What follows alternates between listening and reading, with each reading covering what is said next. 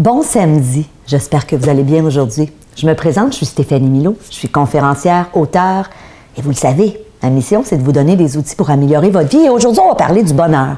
Est-ce que vous saviez qu'il existe en Australie une école du bonheur? Une école où on enseigne selon les principes de la psychologie positive, et c'est nul autre que Martin Seligman, qui est le père de la psychologie positive, qui est allé former les 160 enseignants de cette école. Imaginez la chance de ces élèves d'aller à cette école-là.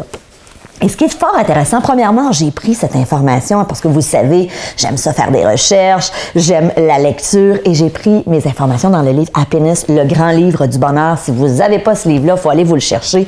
C'est plusieurs études de partout dans le monde sur ce qui est fait en psychologie positive. Et d'ailleurs, cet article-là, ce qui est fascinant, c'est qu'ils ont, Martin Seligman a formé ces 160 professeurs-là sur 7 éléments de base. Donc, 7 valeurs super importante à cultiver pour enseigner selon la psychologie positive. Le premier élément, c'est l'émotion.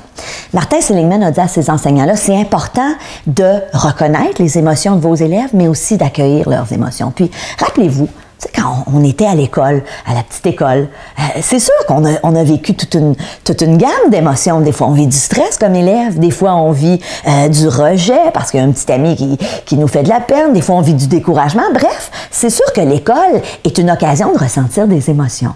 Alors, eux, imaginez à cette école-là, disent aux enseignants, soyez dans l'accueil des émotions de vos élèves. Et si je retourne vers vous, dans votre vie personnelle, est-ce que vous êtes à l'écoute de vos émotions? Est-ce que vous êtes dans l'accueil de vos émotions ou vous avez plutôt tendance à refouler vos émotions? Donc ça, c'est un premier ingrédient, hein? Pour évidemment être plus heureux à l'école, mais bien sûr, si on transpose ça dans notre vie personnelle, c'est clair que plus on écoute nos émotions, plus on apprend à bien les gérer, plus on est heureux. Deuxième ingrédient qu'on enseigne à cette école-là, la gratitude. Imaginez une école où on enseigne l'importance de la gratitude, l'importance d'être reconnaissant pour ce qu'on a dans notre vie. Parce que vous le savez, on est dans une vie où ça va vite, où on en veut toujours plus. Il y a plein de gens qui sont super matérialistes, qui consomment. On est dans une société de consommation. Eux enseignent le principe de dire, OK, c'est correct de peut-être vouloir plus, mais n'oublions pas d'apprécier ce qu'on a en ce moment. Et encore là, je vous challenge là-dessus. Est-ce que vous êtes dans cette quête-là de toujours en vouloir plus et vous tombez dans le piège de dire, wow, j'ai oublié d'apprécier tout ce que j'avais? Donc, deuxième élément, la gratitude. Troisième élément, les points forts de votre caractère. Donc, on a dit à ces élèves, à ces professeurs-là, vous allez miser sur les points forts de vos élèves. Wow, j'adore ça. Et moi, combien de fois j'ai dit ça dans des conférences?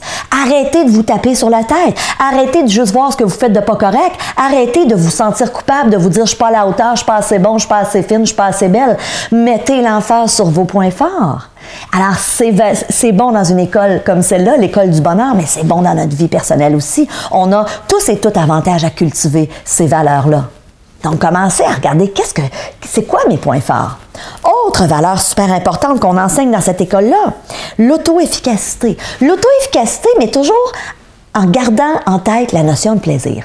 J'apprends, dans ce contexte d'école-là, à être, oui, efficace, à être autonome, mais en gardant toujours la notion de est-ce que j'ai du plaisir, est-ce que j'ai du fun. Vous savez, hein, encore là, vous avez un des plus grands enjeux de bien des gens, puis je sais que vous allez peut-être vous reconnaître là-dedans, c'est la conciliation travail-famille, hein, ou la conciliation travail-vie personnelle, parce qu'on a toujours l'impression de manquer de temps. J'ai envie de vous dire, OK, est-ce que vous avez instauré dans votre vie des routines où vous dites, hey, moi, je suis super efficace, je suis organisé? Parfait, si c'est le cas, c'est tout à votre avantage, mais ne perdez pas de vue, est-ce que j'ai du fun là-dedans? La notion de plaisir est tellement importante.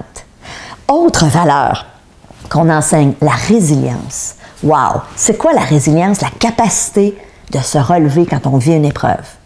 On enseigne ça à ces jeunes enfants-là. La capacité, quand par exemple, tu n'as pas une note à ton goût à l'école, ou qu'il y a un petit ami qui te rejette, ou encore que tu trouves ça difficile académiquement, on leur enseigne à être résilient par rapport à ces petits défis-là. Mais imaginez quel genre d'adulte que ça va faire, ça. Quel genre d'adultes ils vont devenir, ces jeunes-là, qui auront appris très tôt dans leur vie à faire face à l'adversité? Wow, je trouve ça extraordinaire. Et sachez une chose, la résilience, là, c'est quelque chose qu'on peut tous et toutes cultiver.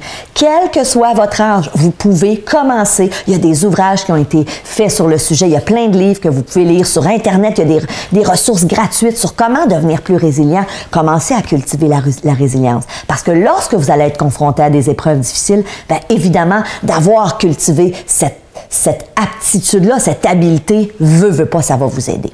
Et le dernier point qu'on enseigne en Australie à l'École du bonheur, c'est le sens, l'importance de donner un sens à ce qu'on fait. Puis encore là, je vous challenge. Dans votre vie, vous savez, moi j'ai fait plusieurs recherches parce que j'ai donné longtemps des conférences à des gestionnaires et à des employés d'entreprise et je leur disais, vous savez, si vous voulez que vos employés soient motivés, c'est important qu'ils sachent l'importance de leur travail, mais qu'il y ait un sens à leur travail. Alors, je vous relance la question. Est-ce que votre vie a un sens? Vous êtes ici, pourquoi? Est-ce que le travail que vous faites, donc professionnellement, est-ce que ça fait du sens pour vous?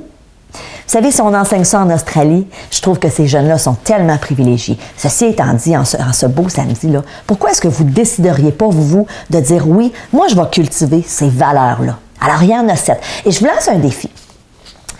J'aimerais vous entendre. J'aimerais savoir, parmi ces 7 valeurs-là, puis je vais les renommer, laquelle est-ce que vous vous engagez aujourd'hui à dire, oui, je vais essayer, Stéphanie, de la cultiver un peu plus dans ma vie parce que je réalise que peut-être ça me manque. OK? Et vous allez aller sur ma page Facebook en dessous de la vidéo d'aujourd'hui.